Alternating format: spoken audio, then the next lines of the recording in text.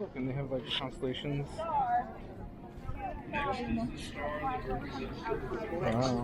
starting the common era and progressing to the actual day of time. The meridian of the summer solstice? 30th, 1935. Cool. By following the wheel of time around the back of the monument, you will locate Vega, which has become the North Star thousands of years into the future.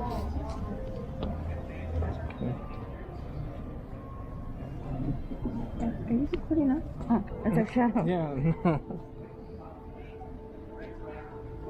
The igneous rock that the winged figures of the Republic rest upon is called black diorite. Like all the building materials used in the construction of the dam, this rock came from one of the then 48 states. More precisely, it came from a location near the Sea. The winged figures are made of statuary bronze. Castings are over 30 feet tall, weigh over 4 tons, and were the largest monumental bronzes ever cast in the United States.